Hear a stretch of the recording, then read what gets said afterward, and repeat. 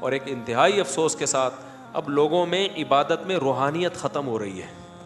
Entertainment کا عنصر زیادہ آ رہا ہے, روحانیت کا عنصر ختم. یہ دو بہت بڑی عبادتیں ہیں عمرے میں, طواف اور سعی. اس میں باتیں کرنا, سیلفیوں کی طرف توجہ دینا. دیکھو جب آپ اپنے دل سے کسی کام کی عظمت کو ختم کر دو نا اور انٹرٹینمنٹ بنا لو اس کو, اس کا سب سے پہلا وبال پتہ ہے کیا آتا ہے؟ پھر دوبارہ کبھی بھی آپ وہ عبادت کرو گے اس میں آپ کو روحانی لذت محسوس نہیں ہوگی. مثال کے طور پر آپ نماز پڑھ رہے ہو, اس میں ہنسی مذاق شروع کر دو نماز میں, اور کبھی کھجا رہے ہو, کبھی ہنس رہے ہو, کبھی کیا کر رہے ہو, تو نماز تو ٹوٹتی ہے. لیکن اگر اس طرح چند دن دفعہ پڑھو گے نا تو پھر نماز کی لذت ہمیشہ کے لیے ختم ہو جائے گی, آپ کے دل سے نماز کی عظمت نکل جائے گی. اور آسان مثال دیتا ہوں, مسجد میں ہم آتے ہیں, ایک الگ سے احترام ہوتا ہے نا مسجد کا ذہن میں, کیا خیال ہے کہ بھائی گالی نہیں دینی, شور شرابہ نہیں کرنا, تمیز سے بیٹھنا ہے, ہوتا ہے نا احترام. لیکن اگر کچھ دنوں کے لیے اللہ نہ کرے مسجد کو ہوٹل کا ماحول بنا دیا جائے, آپ آ رہے ہو, چائے پی رہے ہو, میز کرسیوں پہ پان گٹکے چل رہے ہیں, تو مسجد کا تقدس ہمیشہ کے لیے آپ کے دل میں ختم. پھر آپ کو مسجد میں وہ روحانیت محسوس ہی نہیں ہوگی.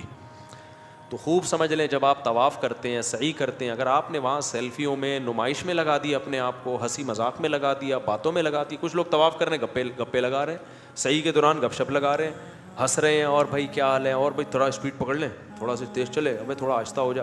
یہ ابھی تو چل رہا ہوتا ہے بعض لوگوں میں. تو بھائی یہ تو شاعر اللہ ہے, آپ کس جگہ پہ ہو؟ اللہ کا گھر ہے. ساری زندگی جس کی طرف رخ کر کے نماز ادا کی, آج اللہ نے وہ آپ کے سامنے رکھ دیا. اتنی بڑی جگہ, یوں سمجھو اللہ ہے وہاں پہ. وہ تو اللہ کو اس دنیا میں اپنی یعنی دنیا کی آنکھوں سے دیکھنا ممکن نہیں ہے, تو اللہ نے کیا کر دیا, میرا گھر ہے. تو کتنی بڑی جگہ ہے. اور پھر صفا اور مروہ کی سعی من شعائر اللہ.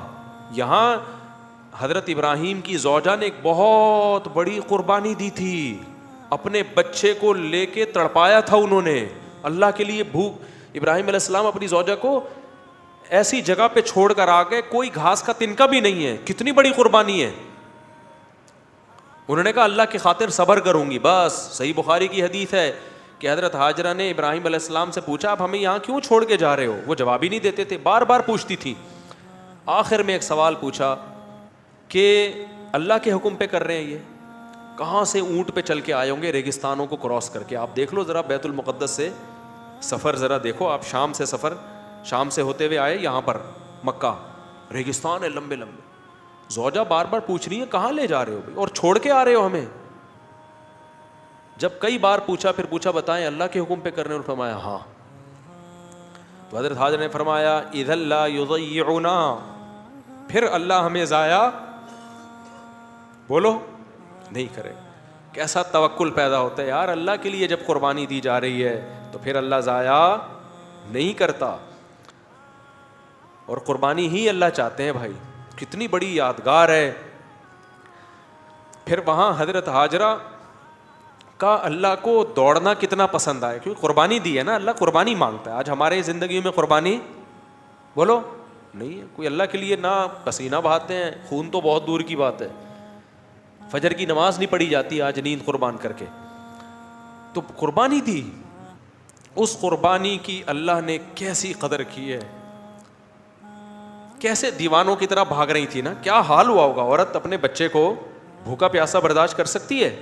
بچہ ایڑیاں رگڑ رہا ہے, رو بھی رہی ہیں, پریشان بھی ہیں, اللہ سے شکایت نہیں ہو رہی کہ اللہ یہ تو نے کیا کر دیا ہمارے ساتھ. آج تھوڑا سا دین پہ چلتے ہیں, ذرا سی قربانی آئے تو اسلام کو, مولویوں کو, شریعت کو برا بلا کہنا شروع. ابے ان مولویوں نے یہ کر دیا, ابے وہ علماء نے یہ کر دیا, ابے اللہ نے میرے ساتھ یہ کر دیا.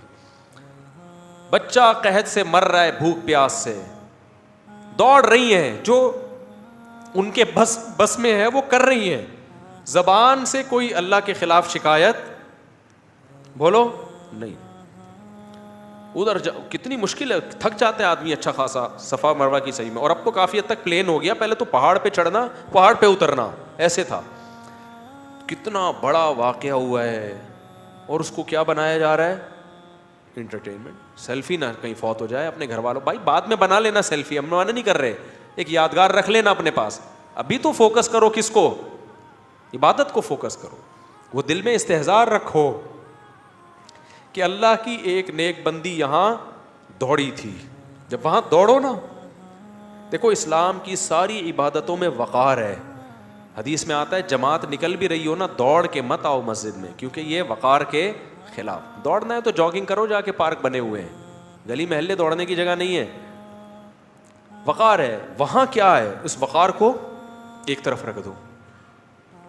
کتنے بڑے بڑے بزرگ پیغمبر سب وہاں کیا ہوئے ہیں, ایک حد تک چلتا ہے, فوراً اللہ کی طرف سے آرڈر ہوتا ہے اب چلنا نہیں ہے, اب کیا کرنا ہے, یہاں سے دوڑنا ہے. دیکھنے میں تو کچھ بھی نہیں ہے بھائی, بہت بڑا سبق مل رہا ہے ہمیں اس واقعے سے, بہت بڑا سبق. یہ کیسی بات, کوئی غیر مسلم دیکھے یار یہ کوئی عبادت ہے؟ نماز عبادت سمجھ میں آتی ہے, رکوع کر رہے ہو, سجدہ کر رہے ہو, قرآن پڑھ رہے ہو, سمجھ میں آتا ہے نا, روزہ رکھ رہے ہو, یہ کیا عبادت ہے دوڑ رہے ہو؟ اللہ نے کہا نہیں, میں نے عبادت کو کیا کر دیا ہے, اس کا فلسفہ ہی چینج کر دیا. عبادت جو میں کہوں گا وہ کرنا پڑے گا. تو وہاں کیا کرنا ہے, آپ نے دوڑنا ہے وہاں پہ. تو یہ بہت بڑا ایک, تبھی حدیث میں آتا ہے کہ نبی صفا اور مروہ میں جو پہاڑیوں پہ بہت لمبی دعائیں مانگا کرتے تھے, بہت زیادہ.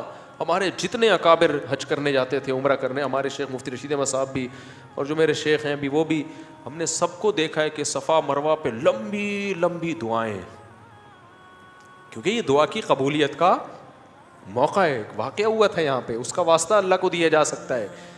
لیکن ایک وہ بھی ایک انٹرٹینمنٹ سے بن گئی ہے. عمرے میں بھی مجھے تو, میں چونکہ اب عام دنوں میں تو میں جب عمرے پہ جاتا ہوں تو منہ چھپا کے جاتا ہوں, لیکن احرام میں تو منہ نہیں چھپایا جا سکتا نا. تو طواف کے دوران لوگ آ کے تنگ کر رہے ہوتے ہیں, اور مفتی صاحب, میں نے کہا تم, غصہ آتا ہے پھر مجھے, یار تم اللہ کے گھر میں آئے ہو, مفتی صاحب کو دیکھنے کے لیے آئے ہو تم یہاں پہ, کتنی افسوس کی بات ہے. جب طواف کر رہے ہو, تم ایک مشہور آدمی نظر آیا تو اللہ کو دیکھنے کے بجائے کہاں دیکھ رہا ہے, مفتی صاحب کو. بعد میں مل لینا, بعد میں اگر مفتی صاحب مارکیٹ سے شارٹ ہو گئے تو کوئی بات نہیں, ابھی کس کو فوکس کرو, اللہ کا گھر ہے بھائی, اس کو, اس کی توجہ دو. ہاں تھوڑا سلام کر لیا, ہیلو, بس اتنا کافی ہے. اس وقت سیلفیاں طواف کے دوران لینے کی کوشش, یہ بہت غلط حرکت ہے. صفا مروہ میں بھی, تو حج میں تو اور زیادہ ہے, حج میں رمی بھی ہے, رمی ایک الگ ہی عبادت ہے. پھر طواف زیارت ہے. طواف زیارت کا کیا مطلب ہے, بقرعید کے دن طواف, یہ عام طوافوں جیسا طواف نہیں ہے, کیونکہ بقرعید میں جو طواف ہوتا ہے نا, وہ ہے اصل وہ طواف جو بیت اللہ کی وجہ سے ہم پہ واجب ہوتا ہے. وہ اللہ نے 3 دن رکھا ہے بقرعید کے 3 دنوں میں, اس میں کتنا ساری دنیا, یعنی جو بھی مسلمان دنیا بھر سے جاتے ہیں, 3 دن ہی ہیں ان کے پاس اس میں طواف, وہ حج کا رکن ہے وہ. تو یہ وہ تمام عبادتیں ہیں جو انسان کو, اگر وہ تھوڑا سا دل ہو نا, اس کے اندر رمق ہو, دل میں حیات ہے, زندگی ہے, تو یہ اللہ کی محبت کی چنگاری کا کام دیتی ہیں. لیکن اگر آپ نے ان عبادتوں میں جا کے گپے لگانا شروع کر دیں طواف کے دوران, اور باتیں کرنا شروع کر دیں, سیلفیوں کو فوکس کرنا شروع کر دیا, تو عمرہ تو ہو جائے گا آپ کا, لیکن ایسا دل میں برکت اور نور ختم ہوگا نا کہ وہ نحوست پھر کبھی ختم نہیں ہوتی. کتنے لوگ ہیں دل ہی نہیں لگتا ان کا وہاں پہ, کہتے ہیں یار ہم بس آئے تھے, جلدی سے عمرہ کر کے بھاگے یہاں سے. تو یہ اللہ تعالیٰ کی طرف سے پھر دل میں جو ہے نا وہ سیاہی پیدا ہو جاتی ہے.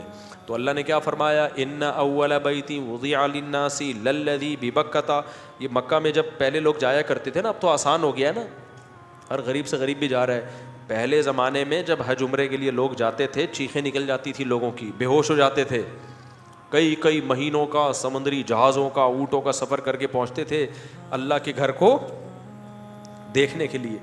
جب نظر پڑتی بے ہوش ہو جاتے لوگ. اب تو ٹیلی ویژن میں بھی دیکھ رہے ہیں, موبائل میں بھی دیکھ رہے ہیں ہر وقت, اور پھر سیلفیاں بھی لے رہے ہیں. تو وہ کیا ہو گیا, دل میں اس کی جو اہمیت تھی اور جو ایک جذبہ ہونا چاہیے تھا, وہ جذبہ ختم. تو